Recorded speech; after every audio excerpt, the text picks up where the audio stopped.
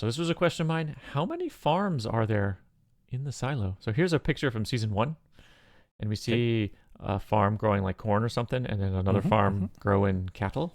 Cattle, yeah. I was wondering how many farms are there on the silo. So I did some calculations here. Whoa. So, okay. so first thing, Bernard mentions the level of the first farm It's up, on the up like silo. the lowest level, the lowest farm in the silo.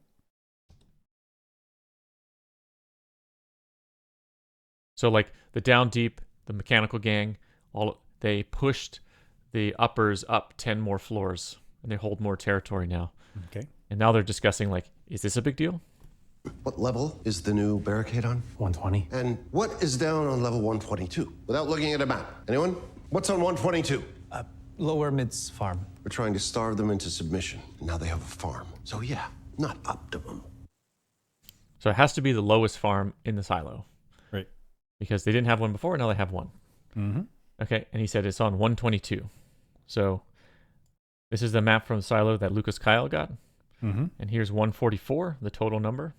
Mm-hmm. So here's 120, and so on. We did calculation. There's 6 farms. So assuming that the lowest farm supplies food for the lower people, then you need one farm every 20 floors. Right. I guess I'm just taking 144 to 122 as like a 22. Yep. So you have 22 floors gap farm. each time. I like it's it. an assumption. Sure. Not sure that's necessarily true, but roughly 6. It's a good start. Farms. And based on this picture over here, it looks like there's 2 farms per floor. 2 two floors per farm. Yeah. 2 floors per farm. That's what I meant to say. So if we the number of floors is 144. Okay. The first farm from the bottom is 122. The number of floors per farm is 2. And so given this 22 floor gap, these are our farm floors. 122 and 121, 101, 101, all the way up to 12 and 13. So there's 6 of these times, so 6 total farms with 2 floors each. Okay. Then I looked up, what's the per capita square footage of farm in the U.S.? Or square footage per capita. Okay. Or I guess in this case, square meters. So 4,829 square meters of cropland per capita in the U.S. So that's how much meters is there per person? Yeah.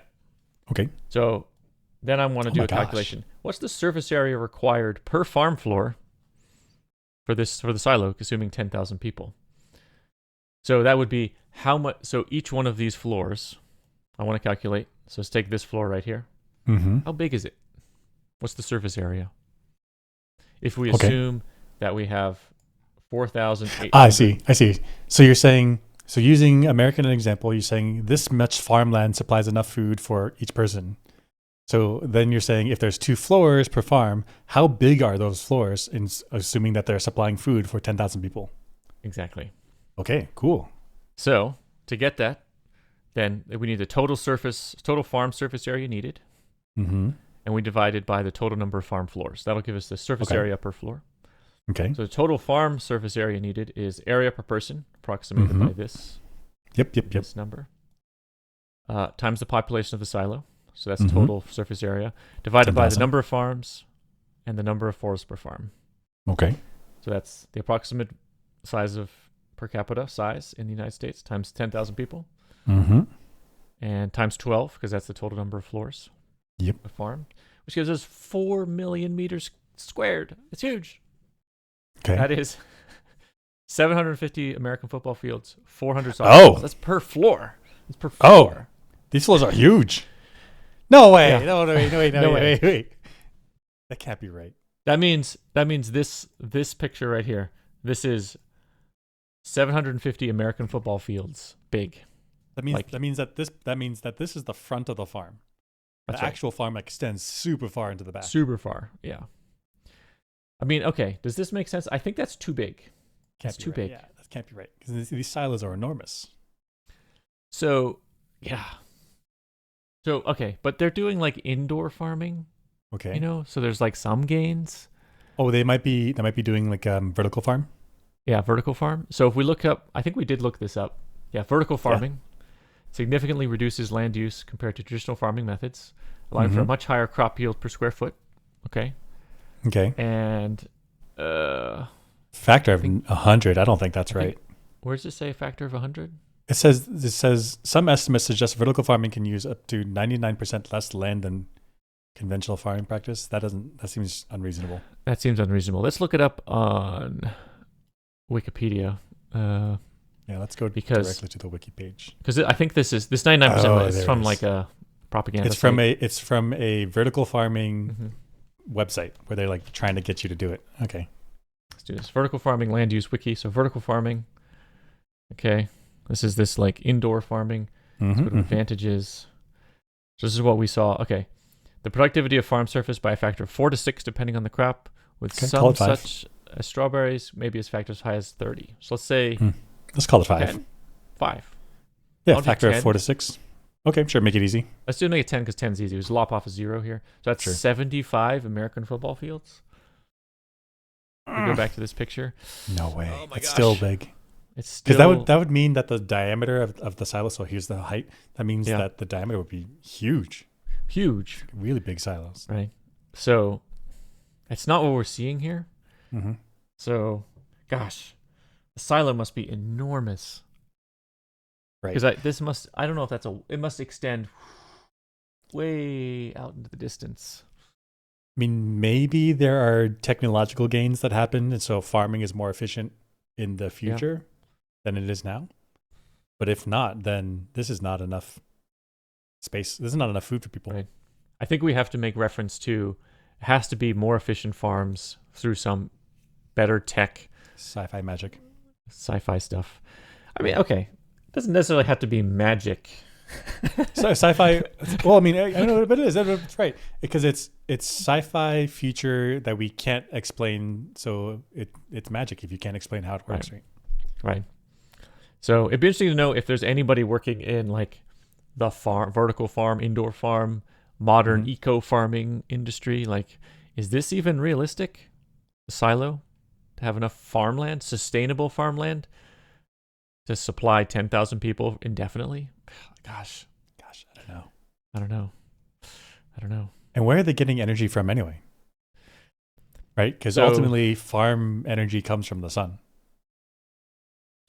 Right. Which I guess means this is artificial light. Okay. So artificial light, definitely, yeah. It has to be powered, which means the down deep, the mechanical people with their turbine are supplying the power to make the super bright light bulbs. Okay. Supply energy to the plants. And then the water, they have a whole water system, I guess pulling from the groundwater with some sort of filtration that's abundant enough that they can just Yep.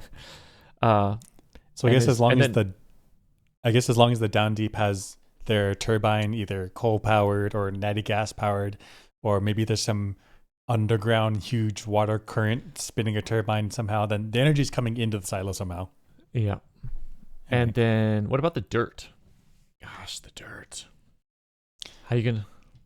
Ooh. So I guess the dirt you'd have to care for. It's like microbiota, and so if you have the right worms plus cellulose from trees, then they can decay it into more fuel, more soil. And if you do crop rotations well, then you don't end up with nitrogen deficiencies. Maybe they can manufacture fertilizer. Maybe they use their human poop to fertilize. Maybe. Is human poop good for fertilizing a human food? Isn't the idea that the human extracted it out? I think it's not. It's for the nutrients, not necessarily energy. I mean, yeah, for the nutrients. But say, I mean, I guess the human body's not 100% efficient. But say if you took a potassium pill, then would your shit have a lot of potassium, or would your body have taken the potassium out of it? Like, isn't that the point? Like, so I think a lot of nutrients we just poop and pee back out. This is I don't know. I'm not a biologist. I'm not a medical person. But there's some like maximum absorption rate, depending on probably a multitude of factors per day. There's only so much that your body can pull out of your stomach. Right. Sure. And then anything else is just pooped and peed out. Yep. Yeah. So, I mean, okay, I don't think human feces, human poop can be the can be the only fertilizer for the soil. There has to be, maybe I have to I make guess you fertilizer. got the cows right there. Got the cows. So you got cow poop, human poop right down here. But it's got to be, there's got to be more, because I think that's a closed system that will eventually degrade. So they've got to, maybe they're mining something and like creating this. That's so technical. It's such a difficult process. They bury their people in the farms, but that turnaround rate is so slow. It's so slow. Yeah. And they like throw apples into the grave, but that's kind of just the plants eating themselves. Right. Yeah. In summary, agronomics is surprisingly complicated. For this to be sustainable over hundreds of years, that is, I don't think that's a problem that we have solved. Because there was like that thing Biodome or whatever. Yeah, but that Biodome failed because of concrete issues. But I wonder if they didn't have that, then I wonder if it would have been okay. Yeah, or it might have been some other weird issue that cropped up. I don't know. Cropped up.